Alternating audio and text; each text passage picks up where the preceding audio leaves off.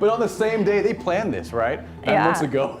They probably did. These babies just talking to each other. But it makes my heart so happy to see families get bigger, and on the same day, of course, just going to be making for great birthday parties going forward. So, absolutely. But we want to talk about the weekend. Yes, and speaking of the weekend, Audrey, it's going to be fantastic, but on the hot side, the first weekend of fall. And unfortunately, it's not going to be very fall-like. And matter of fact, highs are going to be well above average, plenty of sunshine, and just a small chance at rain. So let's take a look at the forecast and show you what we got. It is mostly clear out there right now, and the weekend, it's going to be hot. 95 tomorrow, 95 on Sunday. So things don't really improve or even get that much cooler because right now we're in the middle 90s. So expect more of the same. There's a small outside chance we see an isolated evening shower, but after that, I mean, it's just going to be a very small window at seeing that after 2 p.m. every single day. In the meantime, it's 93 at the airport, 97 at Stinson. We're near 100 on the south side.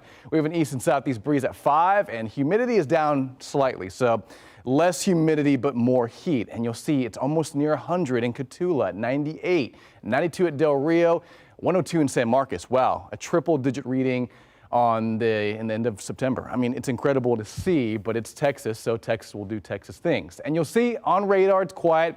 You're seeing a few false returns, maybe a sprinkle along the Rio Grande southeast of Eagle Pass near Maverick County, but otherwise pretty quiet. Towards the Gulf of Mexico, though, there are a few sea breeze showers trying to move farther inland. And I mention this because tomorrow we'll see very similar showers towards the coast, and some of them may drift in farther north towards San Antonio tomorrow, which is accounting for that small chance at rain tomorrow and Sunday. But aside from that, mostly clear, and that's what your evening forecast is looking like. 92 at 7, 90 at 8 p.m. this evening, a southeast breeze up to 10 miles an hour, and that's about it. Late tonight, tomorrow morning, quiet conditions, mostly cloudy. And then by tomorrow afternoon, sunny skies with just some of those spotty pop-up afternoon showers that will not amount to much. And that's the best we can do on rain chances. Through the weekend, 10 to 20% isolated afternoon showers. And then we start to shut it down altogether by next week.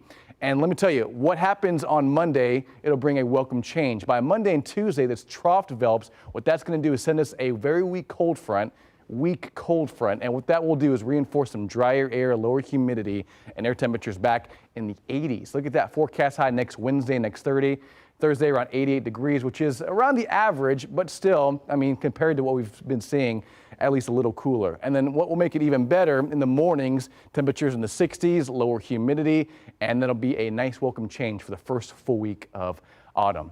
Okay, tropics very busy. Matter of fact, Tropical Storm Hermine actually developed as of the 4 p.m. update from the Hurricane Center, but off the coast of Africa. So the tropical depression right now that's in the Caribbean Sea will likely become Ian as it strengthens later on this weekend. In the meantime, Fiona will move towards Canada, due north as a remnant low in a weekend and encounter cooler waters. Here's the latest on Tropical Depression 9.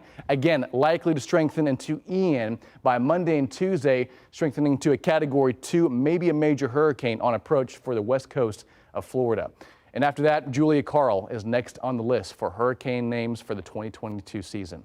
All right, here's your 7-day forecast. 95 tomorrow, 95 on Sunday. Very hot, warmer than average. 10 to 20% chance at some of those coastal evening showers. Low in coverage, not going to amount to much. Temperatures cool down. We'll take this upper 80s by Wednesday and Thursday, which is near average, mostly clear skies and less rain chances. Looking pretty good on our 7-day.